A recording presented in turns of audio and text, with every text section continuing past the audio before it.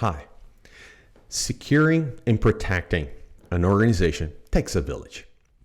And that's why it is important to focus on awareness and training for the population, for your organization, stakeholders. Because technology can go so far, right? It can detect so far. It requires the individual to be involved in making sure it happens. For example, phishing attacks requires the individual to be knowledgeable on identifying and detecting these phishing attacks. So before he or she clicks, technology might be able to block the majority, but it only takes one phishing email to go through and hit on an individual inbox that is not familiar with cybersecurity. So, and phishing has many variations. So, I mean, one of the most damaging one is the BEC, or the business email compromise, which actually the FBI calls the most financially damaging online crime today. And that requires you to bring your organization up to speed with cybersecurity knowledge, train them, and make them part of your greater cybersecurity program. Now, this cybersecurity framework does address training and awareness, and that is under the protect function, under the category PR.AT, and you have, I believe, 5 subcategories in there that will help you establish an awareness and training program. And also NIST also, provides a separate document that targets specifically the awareness and training in your organization that you can look at it. It is so important that the National Institute of Cybersecurity Education, the NIST, goal is to train individuals in cybersecurity and be cybersecurity aware. There is a principle, and I'll get a little bit scientific here with you, but there's a principle called diffusion of innovation.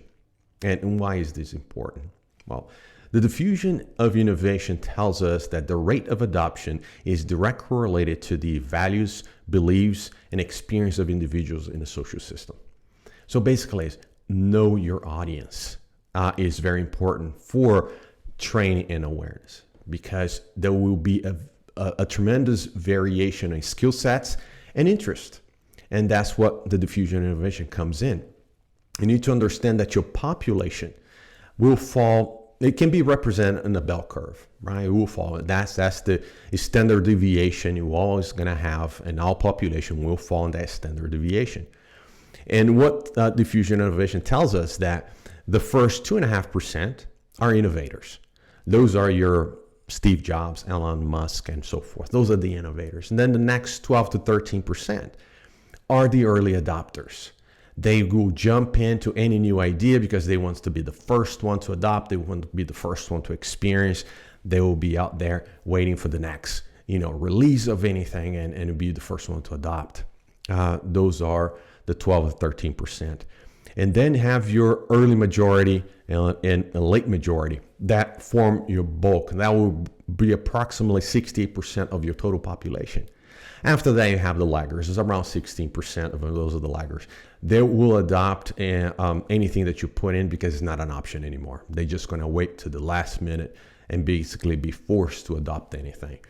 But what we were trying to do with your trainings is to hit the majority, right? The majority of the population, those approximately 68% of your population, those are your early majority and your late majority that you need to target. But how you target them, all right? That is a population that's very pragmatic. They're very practical on it, and they will be looking, okay, what's in it for me if I do that, right? They need to understand. So to target that population is counterintuitive. Basically, you don't target them, all right? It might be counterintuitive. What you need to target is your early adopters. Those to 12 to 13%. Those are you need to adopt. You need to target them. Make sure they're on board. Make sure they adopt.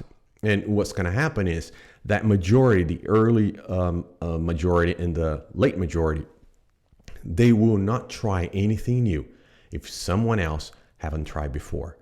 That's why you target your early adopters and bring them in as evangelist of your program, so you can influence the majority of your organization. Bottom line is, you need to understand your population and target them appropriately.